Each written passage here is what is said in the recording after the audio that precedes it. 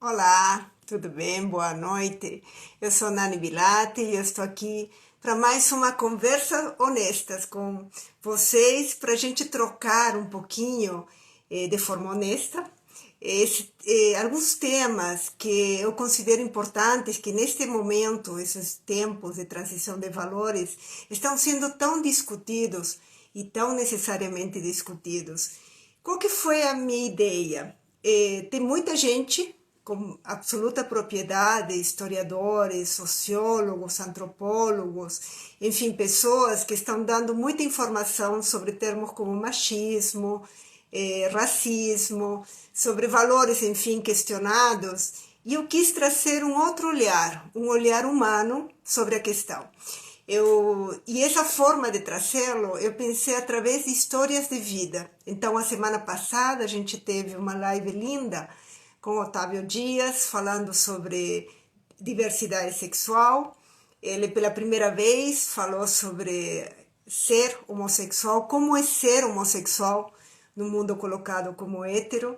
Infelizmente, a gente não conseguiu gravar, então hoje a gente vai ter a precaução de parar um pouquinho antes, vai durar mais ou menos até as 19h45 a nossa live, para eu poder gravar. E quem tiver perguntas, que também foi colocado isso a semana passada, por favor, podem colocar aqui. Tem enfim, a Sara que está me ajudando, que trabalha comigo aqui nas redes, ela vai me ajudar também a ver as perguntas se tiverem. E hoje a gente vai falar sobre machismo estrutural, sobre a ótica de uma pessoa muito especial, uma querida, que é minha amiga, que é minha cliente, que é uma mulher que aprendeu a navegar no mundo absurdamente masculino, como é o financeiro. Eu tive a oportunidade de conhecer quando a gente trabalhou juntas. E essa forma, né, de ser mulher, de se colocar mulher e viver nesse ambiente. Então eu quero chamar a Ana Buchain, eu acho que ela já está aí. Está aqui. Deixa eu ver se eu consigo te chamar, Aninha. Isso aqui. Convidar. Eu faço lives, eu sempre me perco aqui. Se eu faço direito ou não, mas a Ana está entrando. Oi, Nani. Tudo bem, minha querida? Eu tô bem, e você? Tudo bem? Muito feliz que você tenha aceitado estar comigo essa noite. Eu que agradeço o convite, Nani. Aliás, eu me sinto mega lisonjeada, porque é para a gente falar de um assunto super importante e com você, que é provavelmente uma das mulheres que mais entendem e mais conseguem falar da perspectiva do desenvolvimento humano. Então, me sinto honrada de estar com você hoje aqui. Imagina, eu estou super feliz porque eu quero dizer para todas as pessoas que estão nos acompanhando e que essa live vai ficar gravada, se eu fizer certo tudo, né, Ana? Vai dar certo, Nani. Dessa vez vai. A questão é interessante porque a Ana, ela tem uma história maravilhosa de vida. Ela vem de uma família libanesa, cuja avó, uma mulher muito forte, que cozinhava deliciosamente, provavelmente influenciou ela muito com os postes que ela faz das comidas que a Ana tem feito em casa ultimamente, e que, apesar da sua força, ou também pela sua força árabe, ela servia o marido, né, Ana? Ela servia o marido na mesa, o marido sentado, o avô da Ana, e ela vinha ali e colocava o prato, né? E então ela teve essa influência dessa mulher forte. A mãe dela também é uma pessoa que trabalhou a vida inteira e que às vezes em determinados momentos até sustentou a família com seu trabalho. E aí você resolve, minha querida, entrar num ambiente que eu descobri, graças a você, muito masculino. Como que foi essa escolha, Ana? Eu não sei se foi bem uma escolha, Nani, ou se eu fui meio escolhida, né? É engraçado como o que a vida faz com a gente, né? Primeiro porque eu, durante a faculdade, eu tinha certeza que eu ia trabalhar ou com marketing ou com coisa muito legal. Eu tinha um sonho, assim, de trabalhar com marketing. Mas a verdade é que eu logo me encantei com RH. Durante o meu período de faculdade inteira, eu já comecei a trabalhar, então trabalhei os 4 anos, muito diferente do que agora, que não podia estagiar. Eu comecei a estagiar e eu também enfrentei lugares muito masculinos. Então, eu trabalhei um tempo né, uns 2 anos e meio, 3 anos na consultoria de qualidade do meu pai, e eu ia para chão de fábrica, né? Eu tinha 19 anos e eu ia dar aula de estatística em chão de fábrica. Eu não estava formada ainda, mas eu já começava a perceber aquilo ali meio estranho.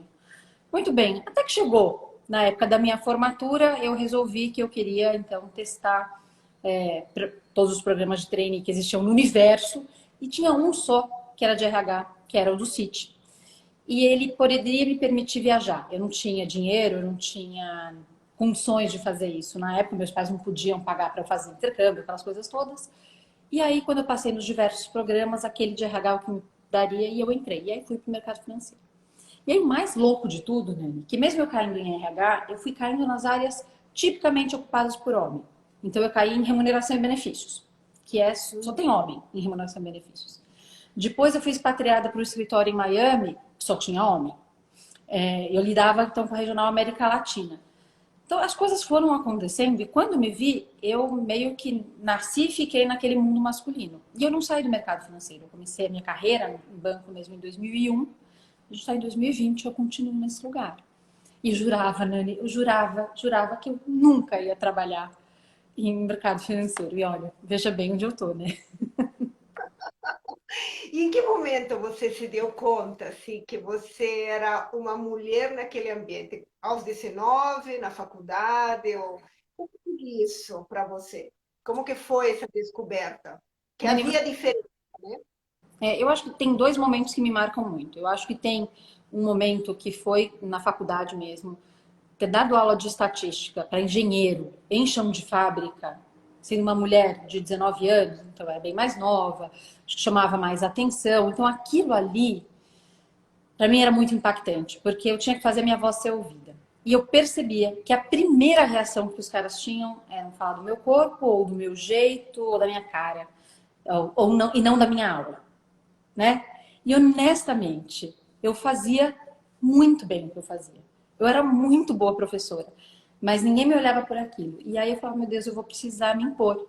E eu lembro de responder para aluno. Imagina, né? Brigar com aluno em sala de aula. Mas eu lembro de responder e bater. E isso foi começando a me moldar, né? Moldar como eu era, como eu falava, como eu me expunha.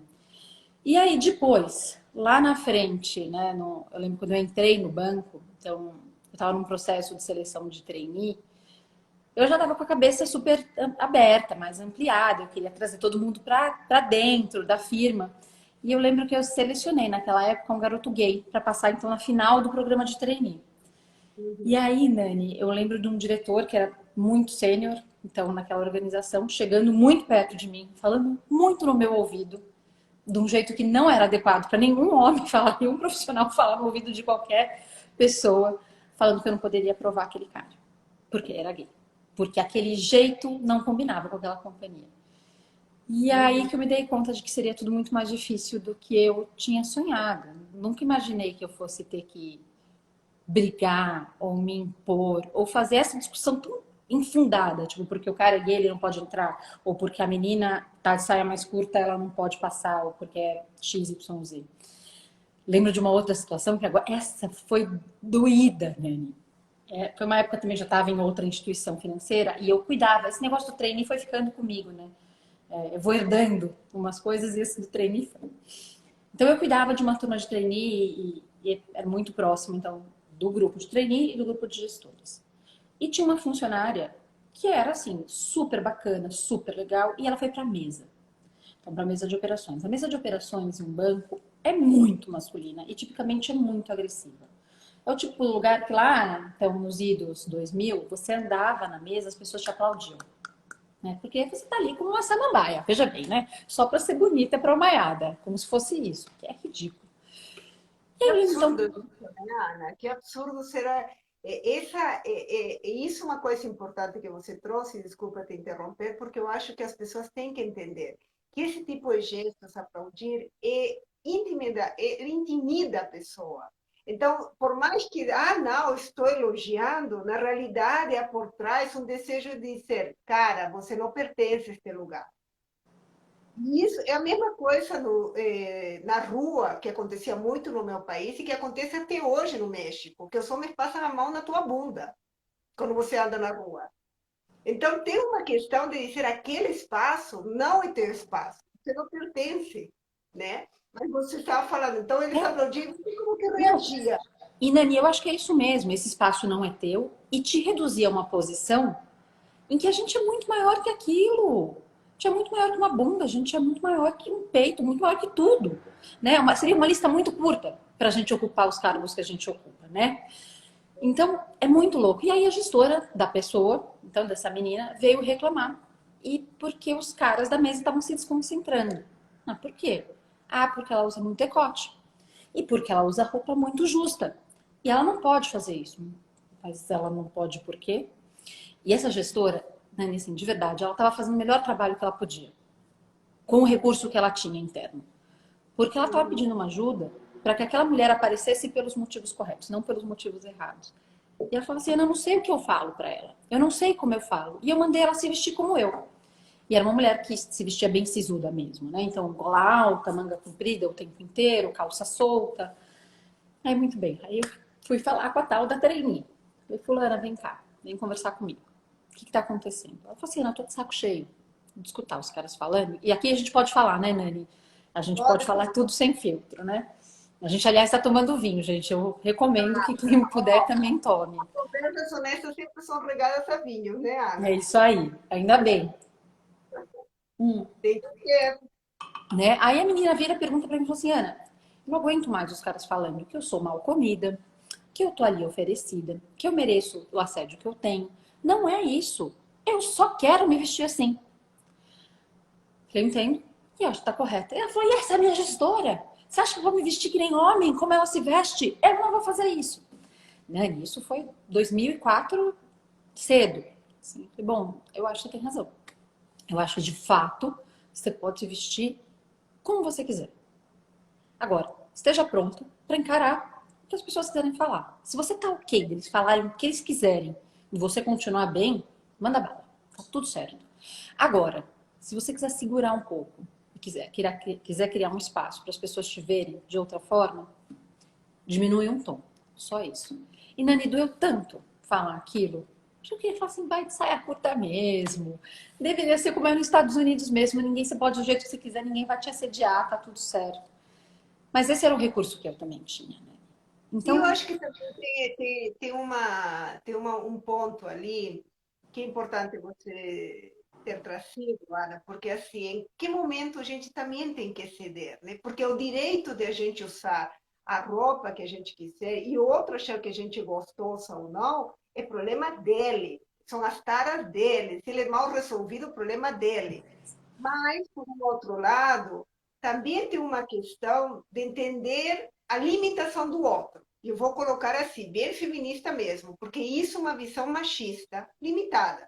Então, quando você entende que aquele environment, aquele ambiente é limitado nesse aspecto, você também não, vai evitar uma transparência, você também vai evitar. Não significa que você está cedendo ao machismo. Mas talvez você queira fazer um meio termo, não é, Ana? Você concorda comigo que às vezes a gente tem que fazer isso? eu concordo, né? Acho que em alguns momentos a gente tem que compor. E nem tudo é uma questão de gênero, né? Nem tudo é uma questão de assédio. E essa também foi uma lição que eu aprendi no tempo, né? Porque hoje o que eu percebo, tem as mulheres, né, mais novas que eu estão muito vocais. E eu as aplaudo por isso. Elas não toleram o que eu tolerei, o que você tolerou, é uma outra cabeça, né? E muito bom, porque isso nos provoca, né? Isso faz pensar. Mas eu também aprendi que em algum momento, né, eu preciso cuidar do meu conforto e do conforto do outro. Eu preciso fazer isso Isso, para compor. muito bem. E tem uma coisa assim, meu conforto físico, eu tô bem, eu posso, ok. O outro que está na minha frente também está confortável. Ele se sente confortável do jeito que eu me apresento. Se ele tiver, ótimo, legal, a gente segue o baile. Se ele não tiver, eu posso recuar um pouco. É a história da comunicação, né? Eu tenho que falar do jeito que o outro entende, não do jeito que eu quero falar. Afinal, eu que quero compor e quero entrar naquele ambiente. E existe esse meio, esse caminho, né? Esse between entre você e eu, e isso é uma coisa, eu sempre falo, né, nas minhas falas, que eu sou muito grata às feministas mais duras, porque elas abriram um caminho para nós. elas conseguiram quebrar essa camada mais grossa e dura, né? Mas depende muito do temperamento. Eu não sou muito do confronto, né? E eu acho que a gente também tem que aprender, mas eu também devo reconhecer que em todos os anos de carreira já vivi um tipo de assédio em reunião, piada, brincadeira, e eu ria para não tornar isso chato, não é? É absurdo. Hoje eu olho para trás e dizia, meu Deus do céu, como eu gostaria de ter tido mais maturidade para reagir. Mas não, eu ria e achava engraçado e tudo vai. Mas, Ana, voltando à tua história, que, enfim, eu já fiz uma entrevista contigo, lembra? Eu Oh, tava, claro que eu lembro. Acho que eu nunca vou esquecer, Nani. a gente conversou tanto, acho que foram 3 horas de entrevista, mas foi maravilhoso. Você tem uma história muito interessante, porque você sempre foi na luta e agora você está num lugar, digamos assim, se você escolheu o mercado financeiro ou foi indo no mercado financeiro, agora você está no coração dele, né? E fazendo um papel muito importante. Como que você se vê em relação a ser mulher no lugar que você está hoje? Sabe que é muito legal, Nani? Porque, primeiro, eu sinto feliz de ocupar esse lugar, né, que eu ocupo. E é de verdade, eu me sinto feliz, porque eu trabalhei muito por ele. Eu desejei esse lugar, Nani. Embora eu tenha ficado no mercado financeiro, eu tive a oportunidade de sair, eu fui me dando muito bem nesse espaço. Eu sabia falar, eu sabia me impor, eu sabia ceder, sempre soube fazer isso, né? Fui navegando muito bem. E de verdade, nesta cadeira, no coração do mercado financeiro, na bolsa, eu consigo quebrar as coisas, eu consigo ser um pouco subversiva. Eu vou usar essa palavra com cuidado, mas eu consigo fazer pequenas quebras, Nani. E eu vou quebrando, quebrando, quebrando, quebrando, mudando. Quando eu vi, pá, eu já fiz. Eu já impactei, eu já criei a mudança que eu queria. Então, eu penso, tem um trabalho muito singelo que a gente fez, mas ele foi muito importante. Ele é singelo porque ele parece mundano, mas ele não é, tá? Que foi a vestimento, dress code, a mudança da vestimenta. Quando a gente pegou na fusão o código de vestimenta das duas companhias, tinham coisas assim, tipo, usar meia calça cor de. Não, pó de arroz. Juro por Deus, usar meia calça pó de arroz. Falei, meu Deus, alguém vai me falar para usar meia calça pó de arroz? Amor, passa amanhã. Não vai falar isso, né? Em algum momento, então, depois da fusão, a gente achou que era o tempo de mudar ritos e símbolos no trabalho que a gente fez com você e com o Nélio, que a gente ainda faz, que o importante era a gente mudar os ritos e símbolos. E aí, muito bem, a gente chamou as pessoas para construírem com a gente o tal do dress code. E eles mudaram, transformaram tudo. Hoje a gente está vestido do que é. E a gente pode vestir o que quiser, como quiser. E eu lembro, então, numa das discussões do comitê executivo, da diretoria executiva, em que a gente falava quais eram as regras, quais os limites que a gente daria, uma pessoa, um dos homens, fala assim: ah, e se uma menina vier com uma saia muito curta? O que, que a gente faz? Aí, na hora, e que foi incrível, outro executivo muito sênior falou assim: nada. Você vai aprender a lidar com isso. E eu sinto muito. Aprenda a lidar com uma saia curta. Então tá bom. Todo mundo concorda? Todo mundo concorda. Legal. Nani, eu tenho a chance de fazer isso e escutar uma coisa dessa. É um lugar que eu não quero sair. É muito legal. E são essas pequenas quebras, Nani, são essas pequenas coisas subversivas. É do pequeno mesmo. Dos pequenos ritos que eu consigo mudar, que eu falo, legal. Vai vir uma geração depois da gente, né? Desse grupo de executivo, que vai ser ainda mais legal. Porque eu acho que tem uma coisa, Ana, que nós estamos num momento tão importante social. Para quem pesquisa, como é o meu caso, uma coisa assim, eu estou amando. Todo mundo pode estar odiando a pandemia, pode estar, mas eu estou amando esse momento porque a gente está discutindo de fato e quebrando nas pequenas coisas, né? Você tem 2 filhos pequenos, você tem duas crianças homens, né? Ou seja, na tua casa você é a única mulher, tem teu marido e tem os 2 meninos. Ou seja, teu papel também tem uma simbologia muito forte em relação a isso, né? Não é só uma questão do trabalho, mas também é uma questão muito muito forte. Como que você lida com os meninos em casa, né? Você trabalhando, o Luiz em casa, como que fica isso? Então, Nani, não é uma equação fácil o tempo inteiro. Tem horas que eu me sinto muito embrutecida. muito dura, muito executiva, como se eu trouxesse a rigidez do mercado financeiro e a perfeição do que tem que acontecer lá para dentro da minha casa. É como se eu tivesse que ser essa pessoa tão forte o tempo inteiro.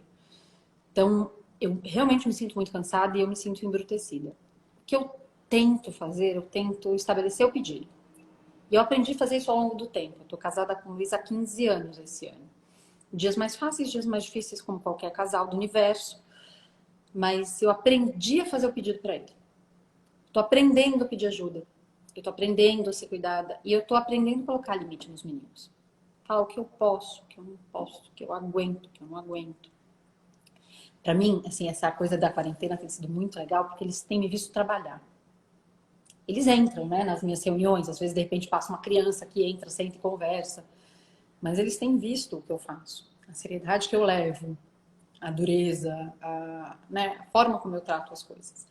Então é importante que eles tenham isso como referência, mas também é importante que eles encontrem em mim um lugar de amor, de mulher, de acolhimento. E tem muitas vezes que eu não sou. Né? Então é óbvio que é uma dor para mim. Assim, maternidade e trabalhar também é.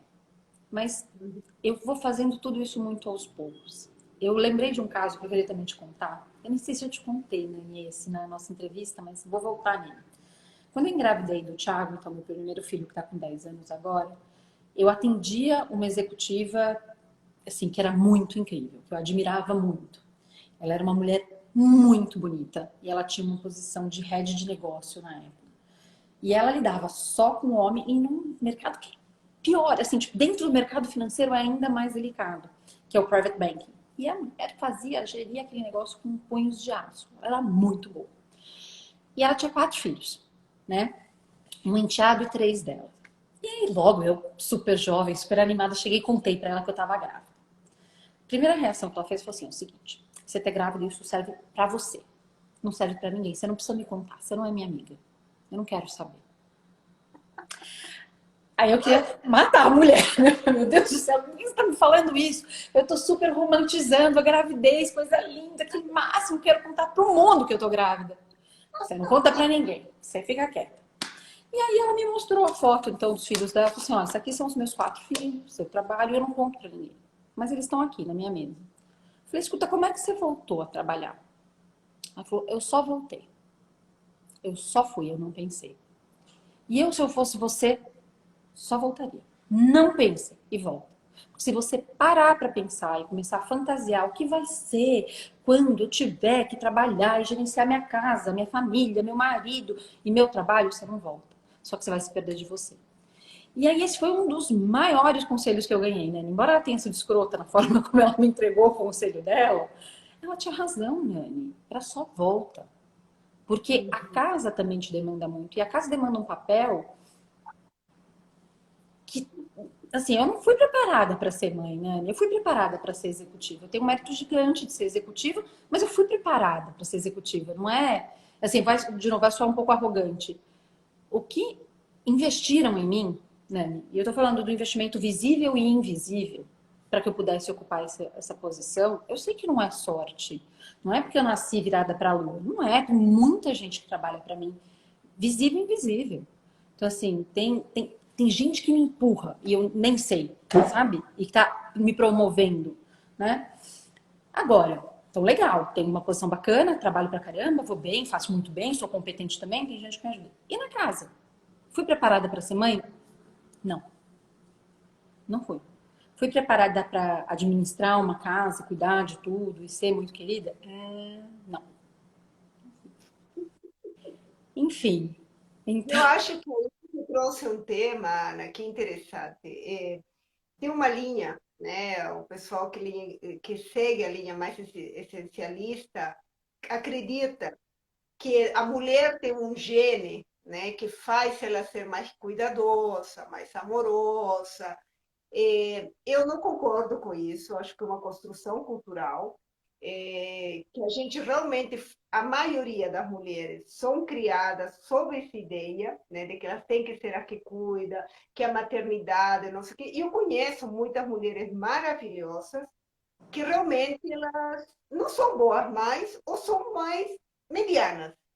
Mas também lidar com esse peso social, né, que uma das coisas do machismo estrutural é justamente essas estruturas que fazem todo o sistema, absolutamente todas as partes do sistema estarem embasadas naquelas verdades, né? Por isso, muita gente fala, por que se usa o termo machismo estrutural? É exatamente isso. Então, a ideia é que os filhos são melhor criados somente quando tem uma mãe por perto, não concordo com isso. Agora, como a maioria das mães acredita nisso e como a maioria das mães se prepara para isso, termina fazendo essa verdade virar verdade, ou essa mentira virar verdade, melhor dito.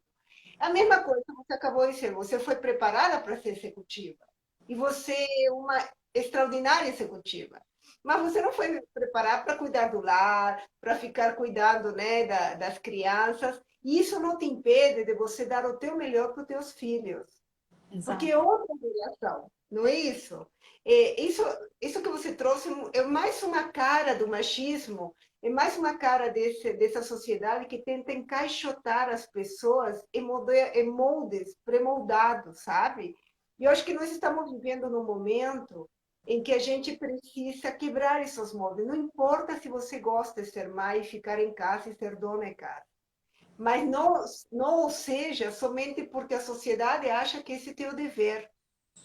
É isso aí. Me Isso. diz uma coisa, fale. Não, não, o que eu ia te falar, você me lembrou muito o conceito do Winnicott, da mãe suficientemente boa. Eu posso dar para meus filhos aquilo que eu posso.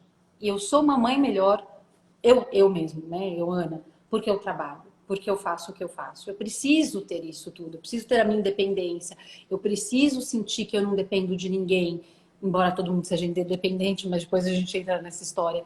Eu preciso entender que eu tenho minha potência. Se eu não tivesse isso, né, eu provavelmente ia ser uma mãe das mais difíceis.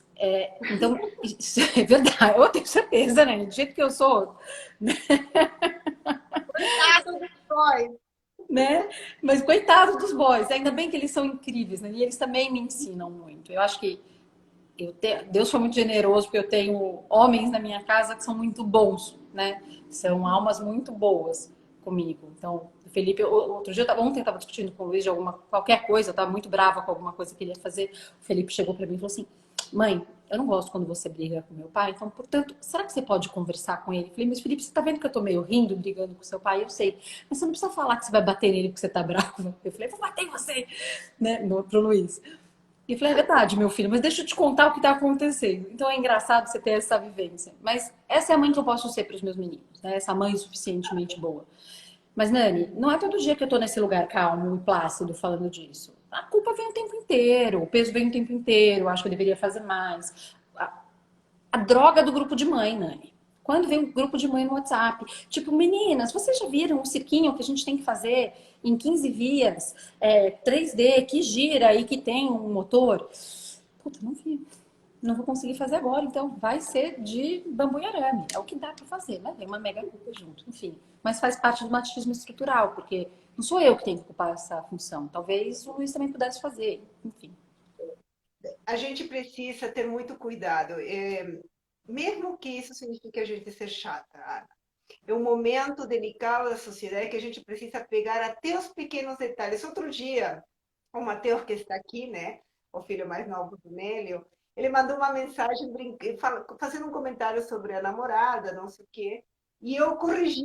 Mas ele, aí, assim, na hora que eu ia corrigir, eu falei assim, vou parecer a chata do pedaço, né? Mas mesmo assim coloquei sempre. E enviei. Vou ser a chata do pedaço, sim. Porque a gente precisa corrigir a fala, a gente precisa corrigir o ato, a gente precisa corrigir o pensamento. Se a gente quiser avançar. Ana, me diz uma coisa. Você me contou na entrevista que você teve uma vez, quando você ia de ônibus para o trabalho, você era novinha ainda, você teve um assédio no ônibus, né? Você quer falar sobre isso? Eu posso falar, Nani. Nossa, não acredito nem que você lembrou disso daí. É, me marcou muito, Nani. Que legal que você falou, porque a gente acha que isso não acontece com a gente ignora, né? A gente acha que não vai passar. Eu estava, então, no meu estágio, lá no primeiro ano de faculdade, Eu estudava na USP, estagiava aqui no Itaim Bibi e morava na Vila Mariana. Então eu tinha que pegar um ônibus que subia a Brigadeiro a vida inteira. E era um ônibus muito, muito, muito lotado. É o ônibus Sacomã, para quem conhece essa linha maravilhosa. Não recomendo, mas é um ônibus muito lotado. E aí eu entro no ônibus e eu, enfim, muito lotado e um cara, enfim, me toca. E aí eu tive toda a reação que todo mundo tem. Não, isso não é verdade, esbarrou, até que o cara entra e assim, e começa de fato tocar de uma maneira que era completamente inapropriada. Nani, aquilo foi tão violento pra mim. Foi tão difícil. Primeiro porque eu falei assim, meu Deus, o que que eu fiz pra me colocar nessa situação? Dois, Olha eu que loucura você pensar em você ser a culpada. e Nani, sabe o quê? Depois ficar com raiva de mim porque eu não consegui parar o cara. De não conseguir. Da tela azul, Nani. A história da tal da tela azul. A gente é tão absurdo, é tão surreal, que você não sabe o que fazer. Isso Então, é aí. engraçado você falar esse negócio das pequenas correções, né?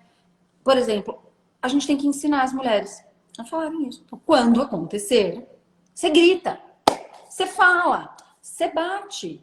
É qualquer coisa. Mas você não A fica gente quieta. fica envergonhado. Eu falei daquele negócio de passar a mão na bunda no México, porque no Peru acontecia. Eu estou fora de Lima há muitos anos, então não sei hoje como que está a situação. Mas já me passaram a mão na bunda em Lima. E você fica numa sensação, assim, primeiro, é um desrespeito, uma violência. A palavra que você usou é isso, e você fica tonta, assim, você fica um idiota, porque a sensação que você tem é que todo mundo está te olhando e que você é a culpada. É muito louco essa mentalidade que foi colocada, porque se o cara é mais ou menos a mesma coisa de quando você vai num casal, eu fui muitos anos uma mulher separada entre um casamento e outro. Então eu ia para jantares em Curitiba, que ainda era, na época, não sei hoje, mas na época era extremamente conservadora. Assim, primeiro que assim, ninguém convidava uma pessoa ímpar, né? Sempre tinha que ser impar. E as mulheres sentavam do lado, os homens sentavam de outro. Então, imagina a sociedade. Nossa. Aí, quando alguém. É, loucura. Aí, quando alguém chegava e conversava um pouco melhor com você, com segundas intenções ou não, todo mundo te olhava como se você fosse a pessoa que tivesse dado bola para o cara. As mulheres reagiam em bloco te expulsando. Ou seja, a ideia de que a mulher é que é sempre a causadora do desejo masculino é muito doido, gente. É muito Ainda doido. é muito doido.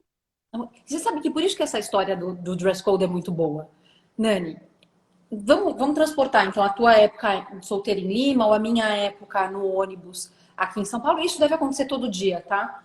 Mas vamos transportar para um lugar onde o executivo finalmente fala assim: dane-se se vier de saia curta, dane-se se vier de top. E aí entra uma história, mas o que é top? Top é blusa curta, top é sutiã, top é o quê? Não importa. Vai vir de sutiã e calcinha, se quiser vir. Vai lidar com isso. Se vira, meu amigo. Esse é o teu problema, não é o problema da mulher. É muito legal, né? Agora, isso aqui é uma gota no oceano de coisas que a gente precisa mudar, porque é surreal, Nani. É É. surreal. E eu lembro que a minha reação, e olha que louco, Nani. Eu saí, pedi para sair do estágio.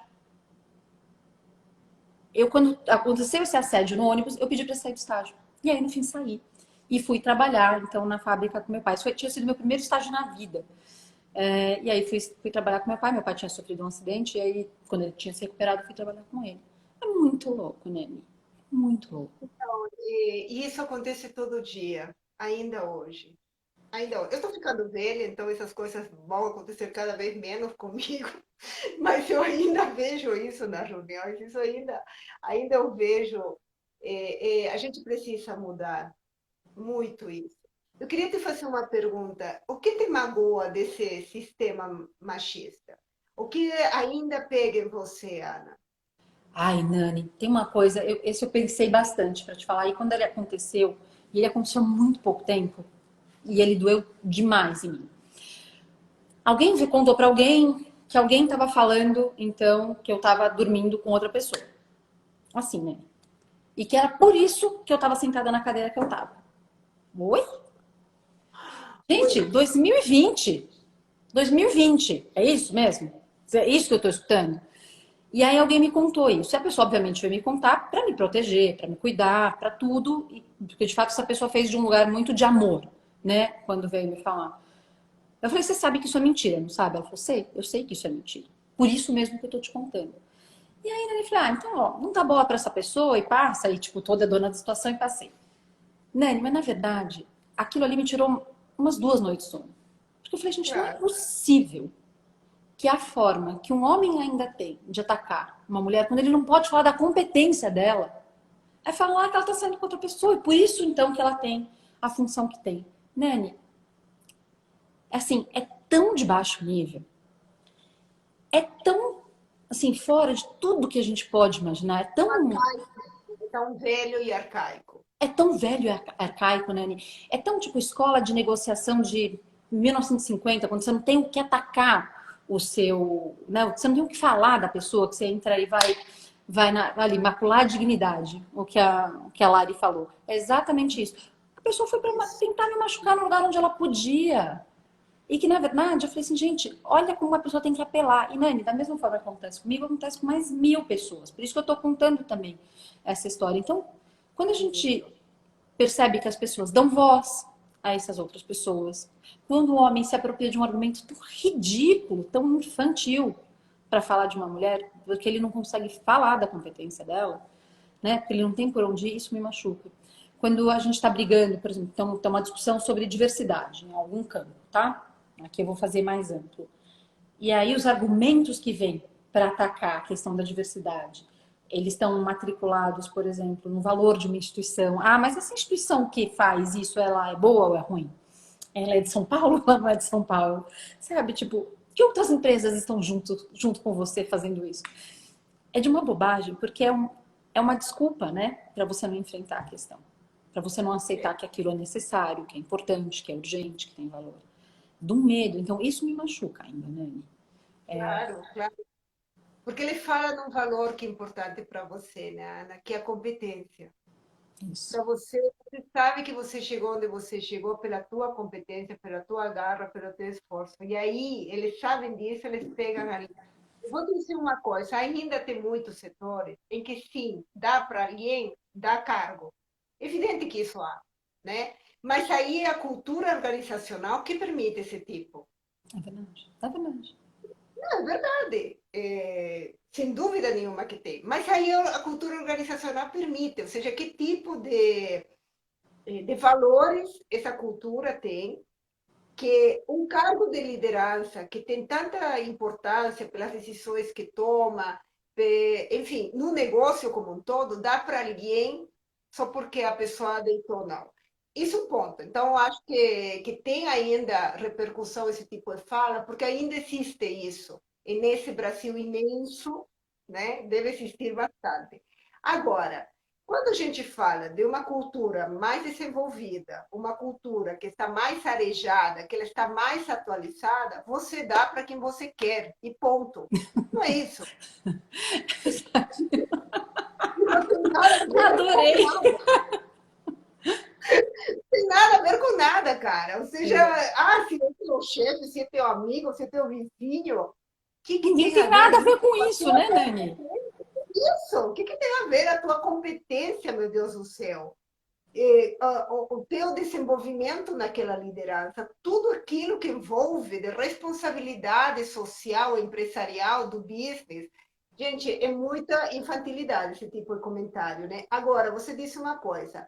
Eu acho que toda mulher que está nos ouvindo agora e todo homem que está nos ouvindo agora, que quer fazer essa mudança social, a gente precisa fazer um para. Chegou para nós esse tipo de comentário, para. Porque essa é a forma de que a gente tem para ajudar. A gente precisa parar esse tipo de comentário. A gente precisa, sabe, deixar a outra pessoa mal quando isso vem. Porque se a gente ou ouve, ou diz, não, eu não acho, já está dando treino. Não pode, Exato. Exato. não pode. Sabe, esse tipo de comportamento um pouco mais severo, não sei qual que é o objetivo, mas mais firme, eu estou tentando desenvolver comigo, porque como eu não sou do confronto, eu sou meio lerda, né? Eu levo 3 dias para pensar na resposta. Então, assim, eu estou tentando ter esse impulso de falar não, ou não rir, ou dar uma parada, ou pelo menos, sabe, ficar quieta. E depois voltar para a pessoa e dizer, olha, não pode, cara. 2020, você se acha moderninho, você se acha atualizado, então não tem mais sentimento, né? Agora, Ana, eu preciso te perguntar uma coisa, né? Você é a única mulher que está em cargo mais elevado dentro da B3, né? Como que é isso? Ou seja, qual que é a tua luta, né, para você conseguir? Como que é visto isso dentro não só da B3, porque também não quero Uhum. trazer a empresa da Berlim, mas eu Claro. quero trazer o contexto do mercado corporativo, da financeiro, enfim. Hoje eu sou a única mulher que reporta para o presidente. Acho que é melhor colocado assim. Tem outras mulheres que são diretoras e têm o mesmo nível que eu, mas nenhuma reporta diretamente ao presidente, só eu. Aqui tem um motivo especial, né? Primeiro porque tanto o presidente quanto eu convergimos na ideia de que a área de pessoas precisa reportar direto para o presidente. Não pode ter cotovelo, porque é uma função tão sensível que tem que estar lá. Então esse é um motivo. E o dois é porque de fato eu vou fazendo muito bem o que eu faço e eu de verdade eu não tenho modéstia nenhuma nessa hora. Eu tenho um time maravilhoso, mega capaz e que opera muito bem. Então a gente entrega, né? É muito bom você ter um time muito bom que se entrega, é fácil, né? Fácil. Agora, Nani, é engraçado, porque eu me sinto, eu vou falar com cuidado, mas eu me sinto observado o tempo inteiro. É como se eu não pudesse falhar. Então eu observo como eu falo, o que eu escuto, como eu me posiciono, aonde eu tô, que horas eu dou risada, que horas eu não dou. É como se eu tivesse que me segurar um pouco, né? E isso é esquisito para mim. Você sabe, eu sou uma mulher muito espontânea, eu dou risada com tudo, eu mexo com todo mundo, eu brinco com todo mundo. E segura um pouquinho o meu entusiasmo, porque eu tô numa cadeira diferente. É uma coisa que, assim, eu vou aprendendo a lidar. Tipo, tudo eu posso, nem tudo me convém, né? Que é a história do compor, né? Pra gente terminar como a gente começou, eu preciso compor com aquele ambiente. Então eu fico me olhando. Agora, tem uma coisa que é muito legal, né, Anny? Muito, de verdade. E eu também saquei isso há pouco tempo. Muitas mulheres da empresa falam para mim que elas me veem como exemplo, que elas se inspiram em mim, que elas acham muito legal. E eu falo, puta, é exatamente por isso que eu preciso ser mais autêntica. É exatamente por isso que eu preciso ter mais gente perto de mim que seja diferente de mim. Porque nem toda líder vai ser igual a Ana. Tem gente que vai olhar para mim e falar, meu, eu detesto, não quero ser Ana, portanto não serei líder. As pessoas associam desse jeito mesmo.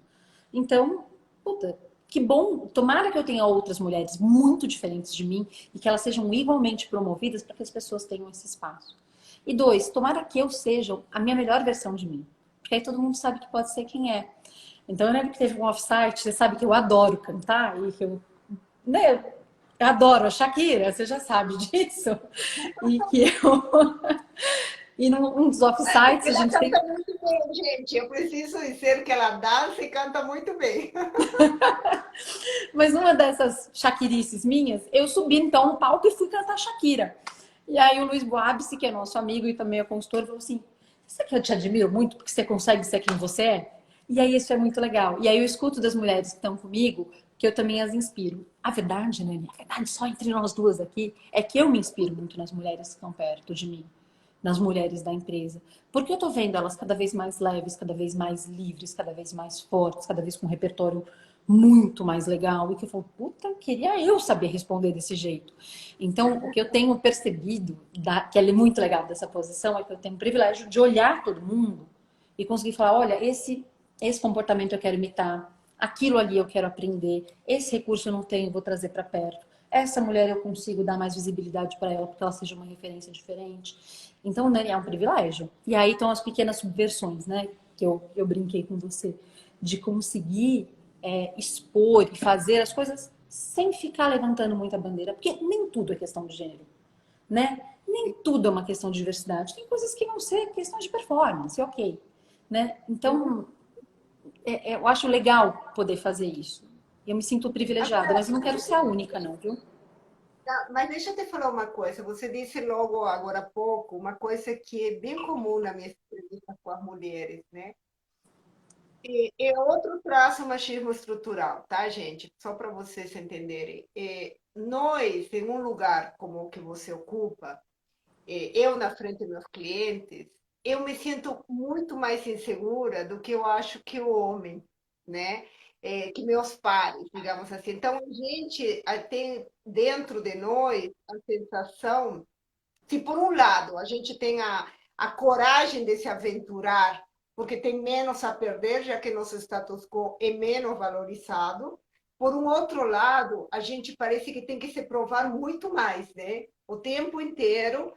E isso daí não é só uma cobrança interna, porque isso eu sei que a gente tem, você, a tua história de vida, você sempre, né, se esforçou muito, estudou muito, sempre quis estar em níveis cada vez mais. Você mesmo levantava, né? A tua rede. Mas, independente disso, os outros também, eu acredito que eles, não sei o que os homens vão dizer que estão nos ouvindo, mas eu sinto que o homem ele é mais duro na cobrança da capacidade feminina numa negociação, numa reunião de negócios, do que com o homem. Eles se ajudam mais, né? Eles têm uma coisa muito mais próxima, assim, essa coisa da irmandade que a gente estuda muito, né? Quando estuda a questão da diversidade, do machismo, eles meio que, eles se perdoam, vão se ajudando. Agora, a mulher precisa fazer a performance perfeita. Você sente isso no dia a dia? Com certeza, né? Eu sinto isso muito. Eu não sei se é porque é uma cobrança interna minha, tá? É possível que seja só uma cobrança minha, mas eu percebo, Nani, parece que eu não posso derrapar. Em alguns momentos, eu percebo um homem ou outro, algum colega ou outro, tentando jogar uma boia para me ajudar. Não é uma ajuda assim, de, tipo, eu reforço o teu ponto, mas, não, peraí que eu vou explicar o que ela tá querendo dizer. Porra, me deixa eu terminar e explicar o que eu quero dizer, que eu vou chegar lá, de alguma forma. Talvez seja menos agressiva, menos piadista. Agora, é engraçado, né? E teve uns comentários aqui que eu até queria retomar, porque eu acho que é importante a gente falar dele, da questão das mulheres se elogiarem de verdade. As mulheres se elogiam de verdade, sim. Eu não acho que tem falsidade. Porque se alguém para e toma o tempo para te elogiar, real, oficial, seja homem ou mulher, ela tá fazendo porque ela quer. Porque ela sentiu que ela quis fazer aquilo no coração dela. Não tem a coisa do elogio falso, verdadeiro. Não é uma questão de gênero isso. Agora, talvez a gente precise de mais reforço. Por isso que é importante que a gente também escute. E escute o que é ajuda, o que é o apoio, o que é de verdade, o que é o elogio e que a gente consiga andar. Agora, para voltar para a questão do homem e da mulher, né?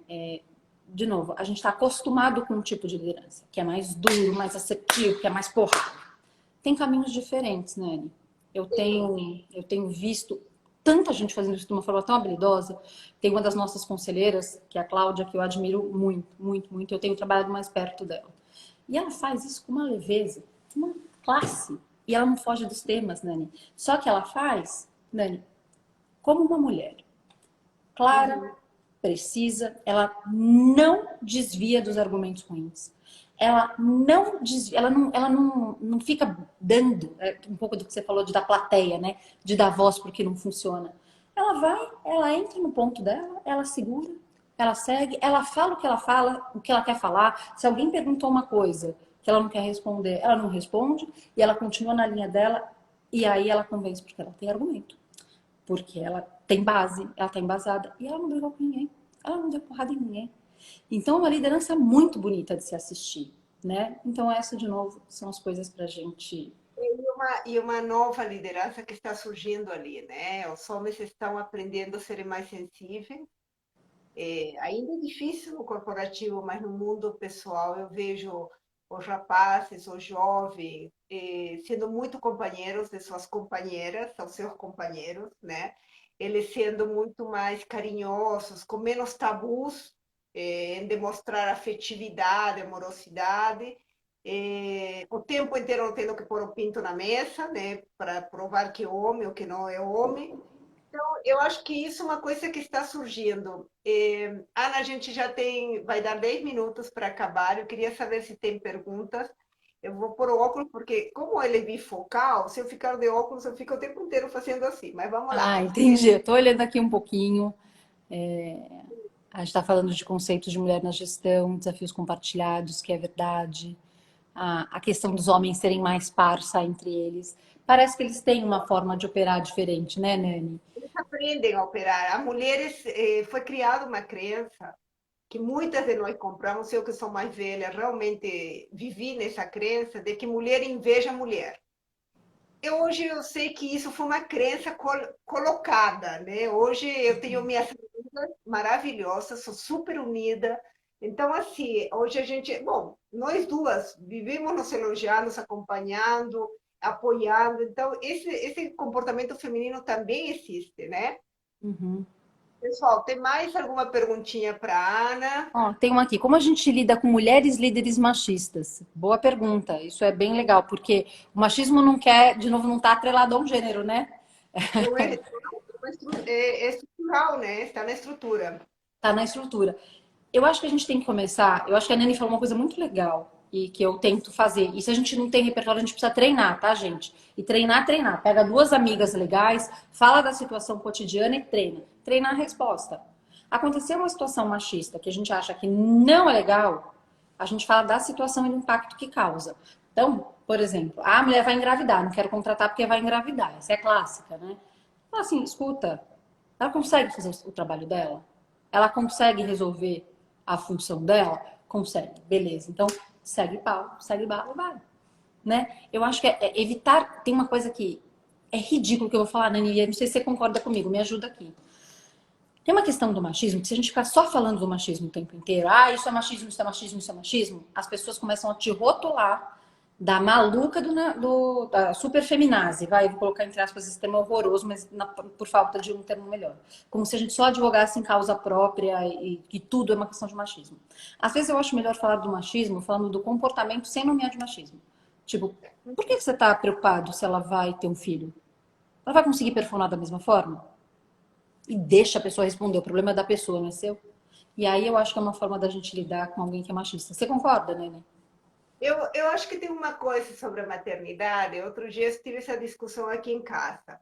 E eu falo assim, a maioria de nós acha que a sociedade está meio perdida, os jovens estão meio perdidos, que o fato dos pais trabalharem tanto, se falava muito as mães trabalharem tanto, mas vamos falar, os pais trabalharem tanto, eles ficarem muito mais sozinhos, eles terminam não tendo valores tão adequados ou não sendo corrigidos. Segundo, a parte da alimentação, da nutrição, quando a mãe amamenta mais tempo, já se provou que a saúde melhora, enfim.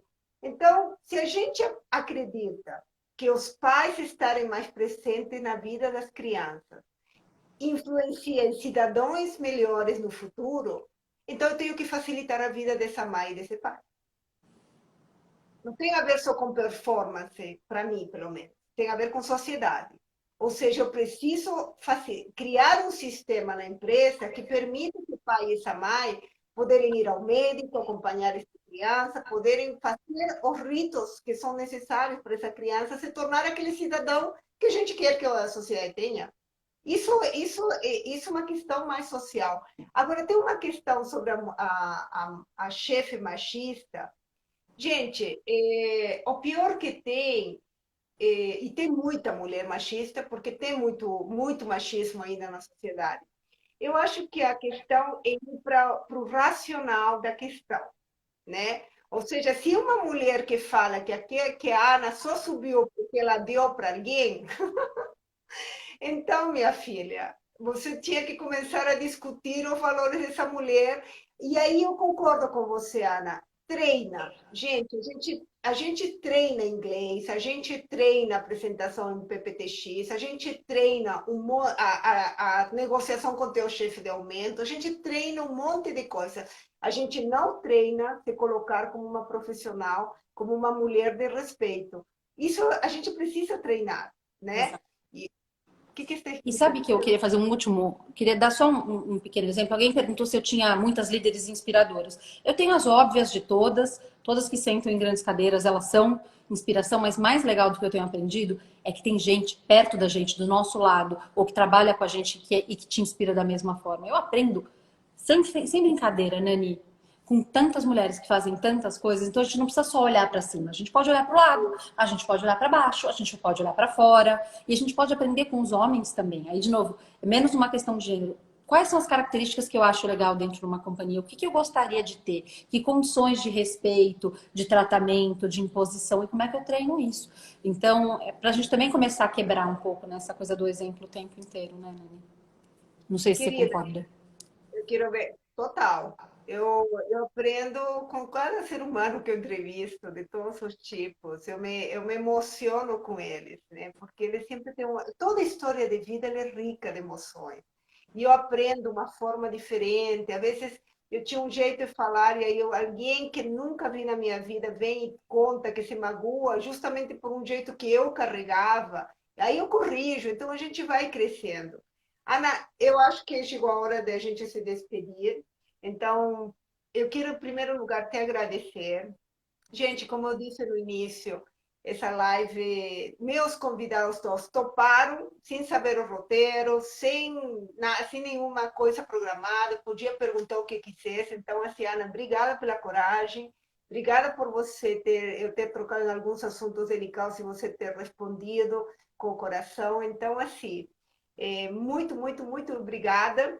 E essa live vai ficar gravada, se eu fizer direitinho como que tenho que fazer.